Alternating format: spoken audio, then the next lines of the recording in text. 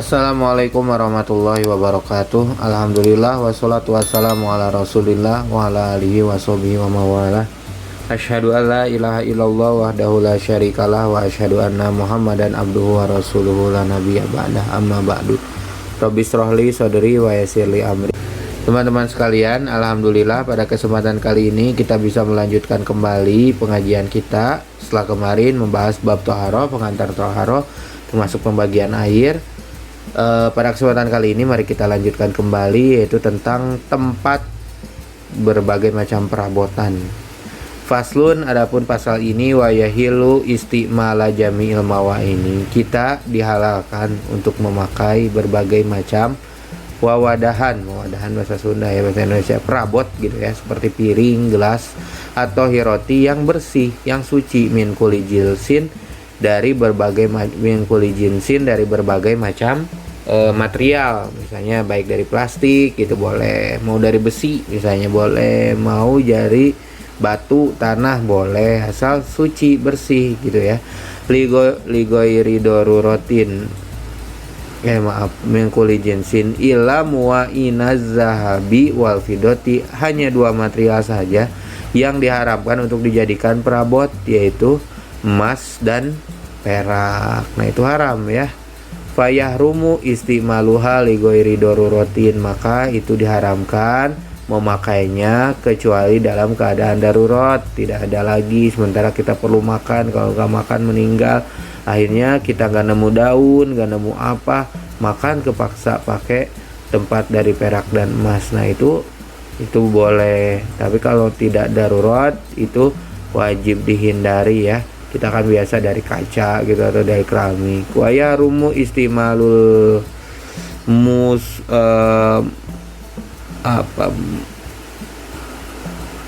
mutlai gitu ya. Waya rumu istimalul mutlai. Jadi diharamkan juga memakai tempat atau perabot yang disepuh bizahabi au fidoti, dengan emas ataupun juga dengan perak. Disepuh doang ini mah sama, nggak boleh. In kasuro tolauhu, apabila sepuhannya itu lebih banyak. Wa tahassula minhu syai'in ya'ruduhu ala nari, dan itu perbuatan seperti ini, perbuatan menggunakan perabot dari emas ini bisa mengantarkan kita menuju neraka gitu ya.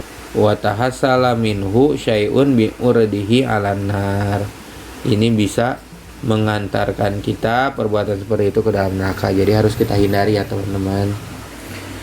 Pasal selanjutnya, faslun, adapun pasal ini al hayawanatu kulluha tanajasa, seluruh hewan itu semuanya najis bimautiha, apabila menjadi bangkai, sudah mati nih hewannya, maka semuanya itu najis ya. Mohon maaf ini kalau misalnya banyak coretan gambar-gambar, maklum ini kitab dipakainya waktu masih SMP gitu, jadi kadang suka ada coretan gini waktu kecil.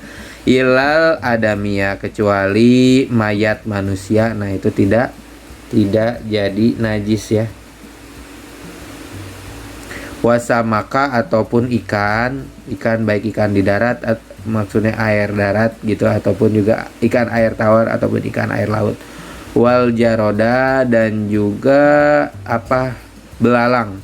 Wal makulal mazbuha, dan juga kecuali daging-daging hewan yang biasa dimakan, inzubiha zabahan syar'iyan, apabila dipotongnya, disembelihnya secara syar'i. Misalnya sapi nih biasa disembelih, mau dimakan boleh, asal sebelum matinya itu disembelih dulu dengan cara disembelih secara syar'i.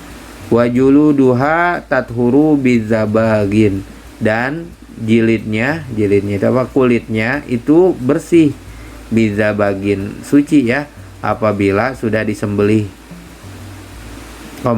dengan cara dikuliti, disamak kalau bahasa dulu, dikuliti gitu, dijadikan seperti tiker ngarannya. Nah, kalau misalnya kulitnya itu, kulit hewan itu mau bangkai ataupun juga yang disembelihan tadi, yang sudah disembelih, misalnya kulit buaya nih, udah mati buayanya, Nah, itu kulitnya itu bisa jadi suci asal disamak ya, dilepaskan dari dagingnya. Tohuron wabatinan, zohiron wabatinan, luarnya juga dalamnya itu dibersihkan, disamak ya. Ila jildal kalbi, kecuali jildal kalbi kulit anjing, wal khinziri dan kulit babi, meskipun sudah dikuliti juga itu tetap aja jadi haram ya, tidak suci. Wa mutawallidu min huma, ataupun peranakannya, misalnya anaknya anjing, anaknya babi, au min ahadihima, ataupun salah satunya, misalnya induknya anjing, jantannya hewan lain misalnya bukan anjing. Nah, itu tetap aja jadi najis ya kalau anjing dan babi menurut mazhab ini.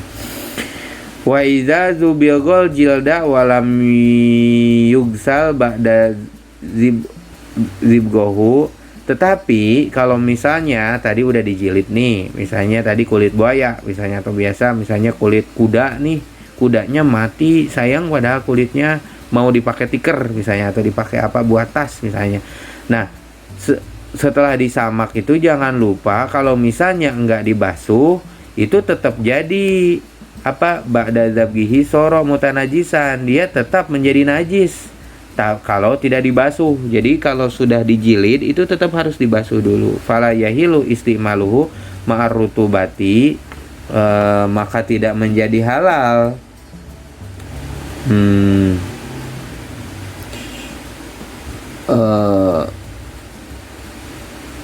Maka tidak jadi halal gitulah menggunakannya, misalnya untuk sebagai baju, sebagai tikar misalnya. Nah, ba'da dipakai sholat misalnya, nah itu tidak bisa jadi halal ya,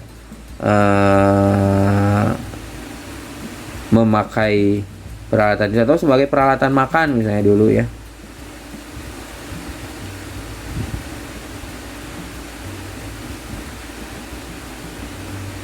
Ma'a rutubati, apabila si kulit ini masih basah,